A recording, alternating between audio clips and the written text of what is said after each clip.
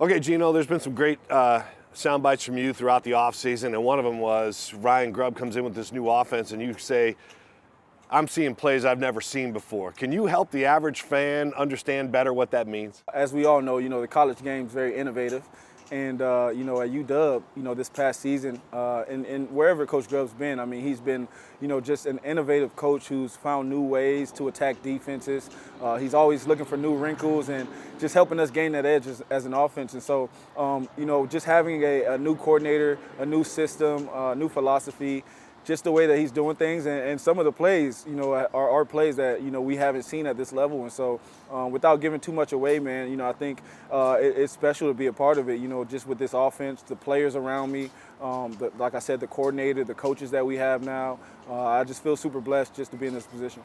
He says you and Sam have been just outstanding and awesome to work with, and that's a credit to really back in the day where you were tagged as kind of a football nerd. Does that help you, having that kind of a study of all this new offense, help you kind of learn it faster?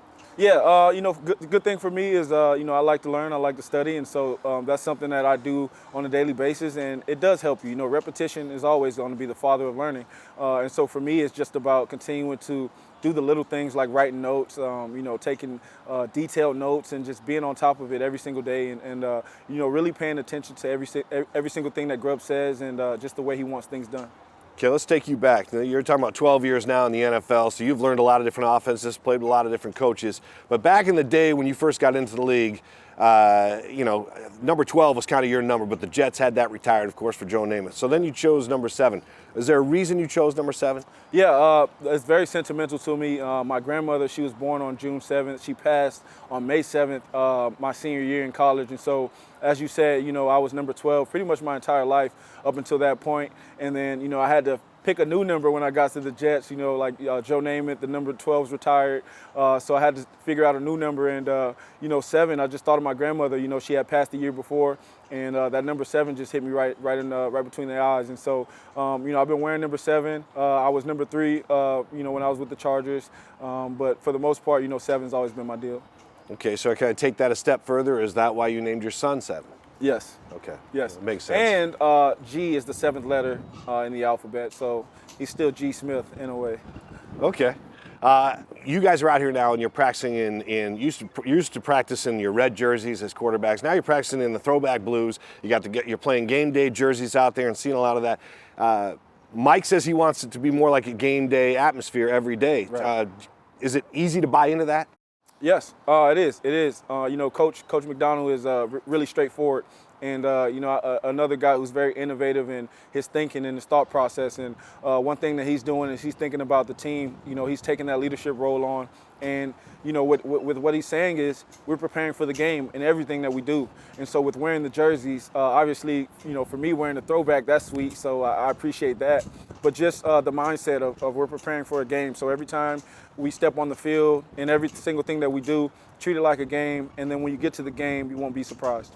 Okay, you've had some great plays throughout your NFL career. I think all of us have plays that play back in our mind from high school and college. And throughout your entire career, no matter what age you were, do you ever find yourself walking around one day and thinking about a play that sticks out, whether it was college, high school, or pro? Yeah, I think I've gotten to the age now where, my clips are throwback clips. So, I have NFL clips that are now throwback clips. So, I get a chance to see those, whether I'm on social media or anything like that. And then I have this thing like a photographic memory. I can literally remember every single play, almost every snap I've played in my entire life, down to little leagues. And I can remember the field, and I can almost remember the uniforms we wore. And it's just one of those things where when you played enough games, man, it's like it all runs in together. And so I just feel like I've been playing one big football game my entire life.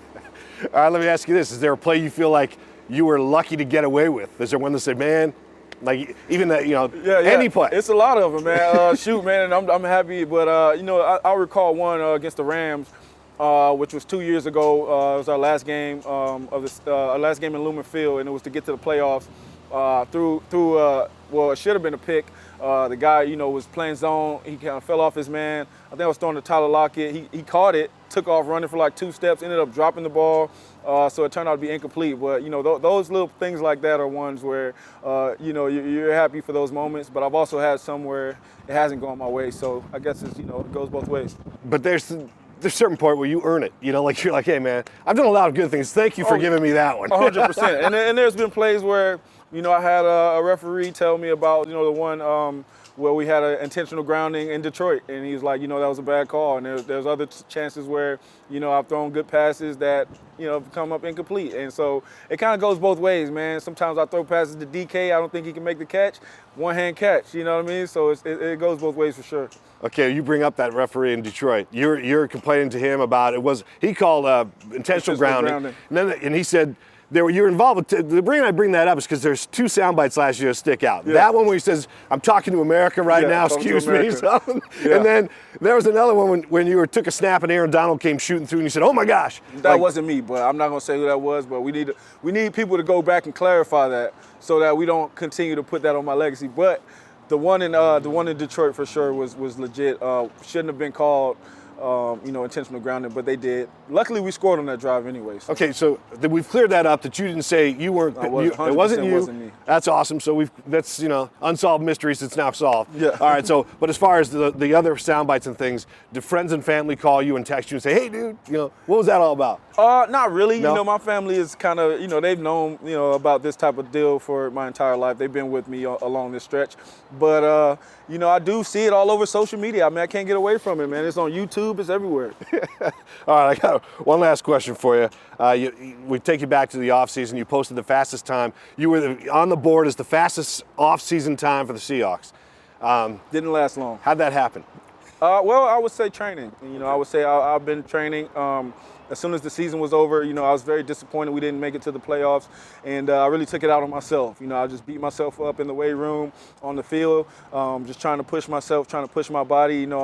They say I'm getting up there in age. I don't feel it, but, they say I'm getting up there. So, to me, it's just a chance, again, to prove myself that I'm still getting better at this age. And although it didn't last long, man, it was a one-day thing, and the next day they all were running 22 miles per hour just to show me. Still, that's pretty cool, though. And it shows, we see on social how much you work out and how dedicated you are to it. So that, that's a guy who takes his off-season serious. Yes, sir. Yeah. Yes, sir. All right, man, we're looking forward to the next season. Thanks. Yes, sir. Can't wait.